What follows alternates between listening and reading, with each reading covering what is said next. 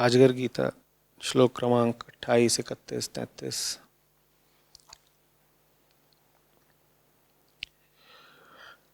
जो ये मिले वो मिले इस तरह तृष्णा से दबे रहते हैं और धन न पाने के कारण निरंतर विषाद करते हैं, ऐसे लोगों की दशा अच्छी तरह देखकर तात्विक बुद्धि से संपन्न हुआ मैं पवित्र भाव से इस आजगर व्रत का आचरण करता हूँ। मेरे भय, राग, मोह और अभिमान नष्ट हो गए हैं। मैं धृति, मति और बुद्धि से संपन्न एवं पूर्णतया शांत हूँ और प्रारब्धवश स्वतः अपने समीप आई हुई वस्तु का ही उपभोग करने वालों को देखकर मैं पवित्र भाव से इस आजगर व्रत का आचरण करता हूँ।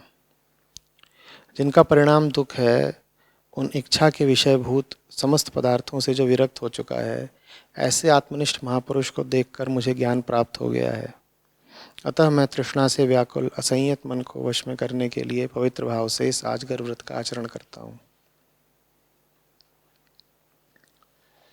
तो कह रहे हैं कि ब्राह्मण कहते हैं कि तृष्णा के कारण जो लोग विषाद में गए हैं उनको देखकर उन्होंने सीखा है। आगे बताते हैं कि उपभोग करने वालों को देखकर भी सीख लेते हैं। फिर आगे कहते हैं कि आत्मनिष्ठ पुरुष से सीख लेते हैं। पर मुझे तो कभी कभी लगता है कि स्वयं अनुभव करें तो बेहतर सीख पाएंगे और वो सीख उथली नहीं होगी। क्या उचित है? संतों और तृप्त लोगों को देखकर आचरण में बदलाव किए जाएं या अंतस से बदलाव होना बेहतर है? तुम क्या करोगे? तुम अपनी आंखें मूंद लोगे? तुम्हारे सामने अगर ज़िंदगी संतों को लाती है, ज्ञानियों को लाती है, तो तुम ज़बरदस्ती उनकी तरफ पीठ कर लोगे? भाई, सीखते सब जीवन से ही हैं। संतों से, ज्ञानियों से, गुरुओं से भी तुम्हारा जो साक्षात्कार होता है वो जीवन का ही तो हिस्सा है। तुम अजीब बात करते हो। तुम कहते हो नहीं, मैं ज्ञानियों से नहीं सीखूंगा, मैं जीवन से सीखूंगा। मतलब क्या है इस बात का? जीवन तुम्हारा साक्षात्कार करा देता है, सामना करा देता है शराबियों से, कबाबियों से। उनका प्रभाव तुम अपने ऊपर पड़ने देते हो, तब तो तुम नहीं कहते कि मैं इनका प्रभाव अपने ऊपर नहीं पड़ने दूंगा। ठीक, माने शराबी कबाबी सब मिल जाए तुमको, इनको तुम जीवन का प्राकृतिक हिस्सा मानते हो, कहते हो ये तो जीवन है, मैं जीवन जी रहा हूं, है ना? और वही जीवन यात्रा तुम्हारी तुमको किसी गुरु के, किसी ज्ञानी के पास ले आते, तुम कहते हो नहीं, गुरु से नहीं, जीवन से सीखूंगा। ये बड़ी अजीब बात है। अरे बाबा, वो गुरु भी तो तुम्हें जीवन ने ही मुहैया कराया है, या वो जीवन से बाहर का है? तुम्हें गुरु क्या किसी और अंतरिक्ष में मिला है या मरने के बाद मिला है? जी रहे थे, यूं ही कोई मिल गया सरे राह चलते चलते। गुरु वैसे भी तुमने कौन सा अपनी बुद्धि से चुना है?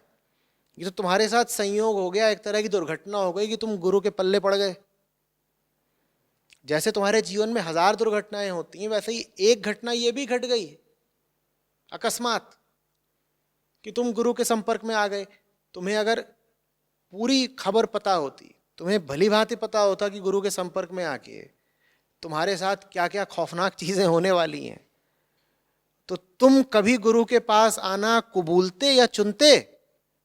वो तो तुम्हें कुछ पता नहीं था। जैसे धोखे से तुम्हारे साथ इतनी चीजें हो जाती हैं, वैसे ही धोखे से तुम्हारे साथ ये भी होगा कि तुम गुरु के संपर्क में आ गए। वहां भी तुमने सोचा होगा कि गुरु है, बढ़िया है, कुछ मजा वजा आएगा, कुछ कुछ होता होगा, तबला बजाएंगे, खीर खाएंगे, तो आ गए अपना तुम टहलते हुए। फिर बाद में पता चला, धीरे धीरे पता ही चलता जा रहा है बच्चों को कि मामला खतरनाक है। खीर तो पता नहीं, या तो रोज भगौना बजता है टनाटन। जिंदगी इतने सारे तुमको संयोग देती है, उन्हीं संयोगों में से एक संयोग का क्या नाम है? गुरु की ज्ञानी या संत या तत्वदर्शी, जो भी तुमने लिखा है यहां पर। तुम बिल्कुल ही मूर्ख हो गए अगर जिंदगी जो कूड़ा कचरा तुम्हें देती है उसको तो तुम जिंदगी बोलकर स्वीकार कर लो। कहो ये तो जिंदगी है। सड़क पर चल रहे थे, किसी ने गाली दे दी, कहोगे लाइफ, ये तो जिंदगी है। और सड़क पर चल रहे थे, वहां किसी ने तुम्हें कोई 2-4 पते की बातें बता दो, कहोगे नहीं, तुझसे नहीं सीखूंगा, मैं जिंदगी से सीखूंगा।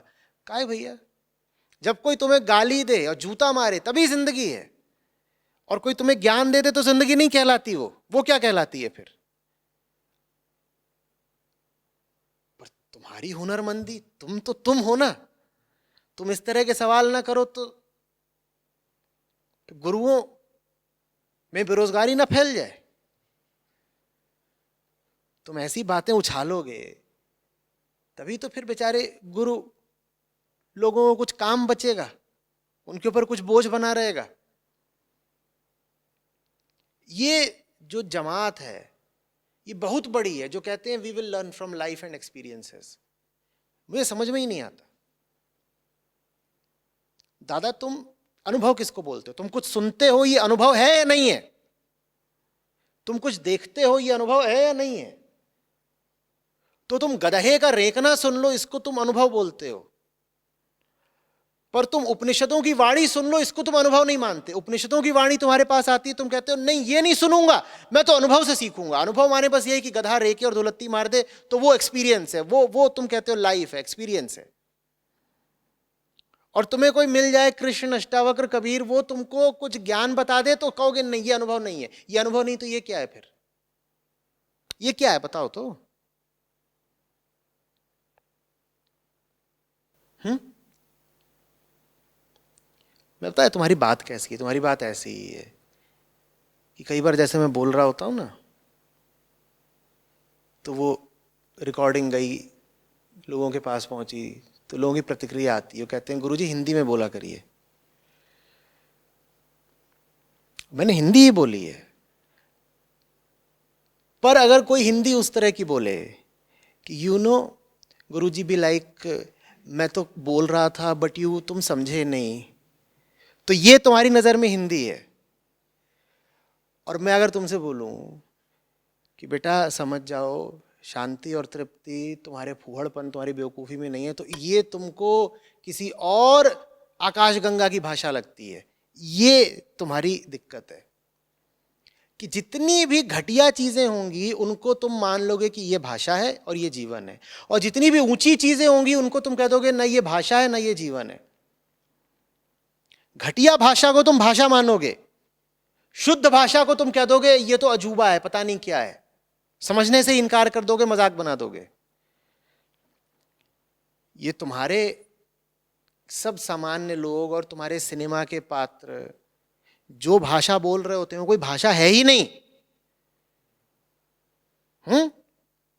वो जानवरों का शोर है, पर उसको तुम बोल देते हो ये हिंदी है। यू नो आई वॉज तो गोइंग देयर। ये तुम्हारी नजर में भाषा है, और मैं जो बोलता हूं उसको तुम बोलते हो गुरुजी हिंदी कब बोलोगे? अब तुम्हारी बात भी तुम्हारी जगह बिल्कुल सही है, क्योंकि अगर तुम्हारी नजर में वो हिंदी है तो मैं जो बोल रहा हूं ये तो कुछ और ही होगी। तुम्हें समझ में ही नहीं आएगा ये बोल क्या गए।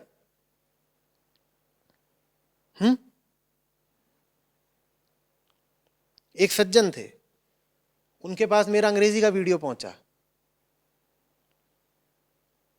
तो वहां से उनका बड़ा रुष्ट सा संदेश आया। बोले भारत है, यहां ज्यादातर लोग हिंदी भाषी हैं, आप अंग्रेजी में बोलते ही क्यों हैं? आप हिंदी बोला करें। तो जिन स्वयंसेवक के पास उनका संदेश आया कि ये आचार्य जी अंग्रेजी में क्यों बोलते हैं हिंदुस्तानी होते हुए, तो उन्होंने जिस विषय पर वो अंग्रेजी वाला वीडियो गया था उसी विषय पर हिंदी वाला वीडियो भेज दिया। थोड़ी देर में उनका संदेश आता, कहते नहीं अंग्रेजी ठीक है, अंग्रेजी वाला ही भेजा करिए, अंग्रेजी ही ठीक है। ये तुम्हारा हाल है।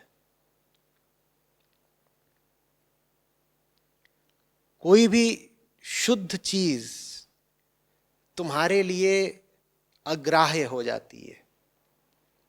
जिंदगी के घटिया अनुभवों को तो तुम अनुभव और एक्सपीरियंस बोलते हो, और जिंदगी के ऊंचे और सुंदर अनुभवों को तुम अनुभव ही नहीं बोलते। उनको तुम न जाने क्या बोलते हो, उनको तुम जाने पाखंड बोलते हो या कुछ और बोलते होगे, सपना बोल देते होगे कि अनुभव नहीं तो सपना है। ऐसा तो होता ही नहीं। इससे तुम्हारी हीन भावना का भी पता चलता है कि तुम्हें कोई जूता मारे तो उसको तो तुम बोलते हो एक्सपीरियंस हुआ, पर तुम्हें कोई प्यार से समझाए तो उसको तुम कह देते हो नहीं नहीं नहीं, ये तो कुछ और ही है। जिस आदमी में आत्मसम्मान होगा वो तो ये कहेगा ना कि जब मुझे ऊंचे से ऊंचा कुछ मिल रहा है तो वो हुआ कुछ अनुभव, ठीक। जिसमें आत्मसम्मान होगा वो कहेगा कुछ ऊंचा मिला तो मैं उसको एक्सपीरियंस मानूंगा। तुम्हारे साथ उल्टा चलता है। जिंदगी की जितनी निकृष्ट चीजें हैं उनको तो तुम तुरंत मान लेते हो कि ये क्या है, अनुभव, और ऊंची चीजों को अनुभव मानते नहीं। इससे पता चलता है कि तुम्हारी आत्मधारणा कैसी है। तुम खुद को ही बड़ा गया गुजरा समझते हो।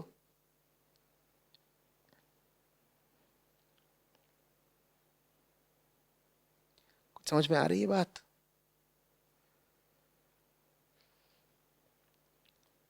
संसार सब कुछ देता है तुम्हें, संसार में सब कुछ उपलब्ध है। भूल भुलैया है अगर संसार, तो संसार में ही उस भूल भुलैया से निकलने का दरवाजा भी है।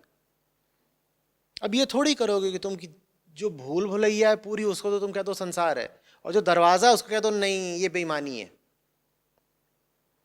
भूल भुलैया में फंसने को तो तुम स्वीकार कर लेते हो, और भूल भुलैया से निकलने के लिए जो दरवाजा है उसको तुम कह देते हो ये बेईमानी है या कुछ और है, जाने क्या, तुम जानो।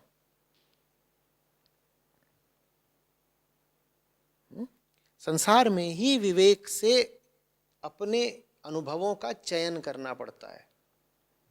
चयन कैसे करना पड़ता है? ठीक है, संयोगवश तुम्हारे सामने एक चीज आ गई दाईं तरफ और एक चीज आ गई बाईं तरफ, ये बात संयोग की हो सकती है। तुम्हारे सामने दो रास्ते खुल गए, एक दाईं तरफ एक बाईं तरफ, ये बात संयोग की हो सकती है। लेकिन तुम दाएं को चुनते या बाएं को चुनते, ये बात तो विवेक की है ना। तो तुम्हारा जीवन तुम्हारा विवेक निर्धारित करता है। संयोग तो तुम्हारे सामने बस खेल का मैदान खड़ा करता है। उस मैदान में जीतोगे या हारोगे, तुम कैसे खेलोगे, ये तुम पे निर्भर करता है। संयोग तो तुम्हारे सामने बस चौराहे खोल देता है। उन चौराहों में से कौन सी राह चुनोगे तुम, ये तुम पे निर्भर करता है। बात समझ में आ रही है? सही राह चुनो। उसी सही राह का नाम अध्यात्म है, ज्ञान है, संत है, गुरु है, जो बोलना चाहो वो है। और बाकी सब फालतू की राहें हैं, तुम्हें वो चुननी है, तुम्हें वही सब अनुभव लेने हैं, तुम लेते रहो, तुम्हारी मर्जी।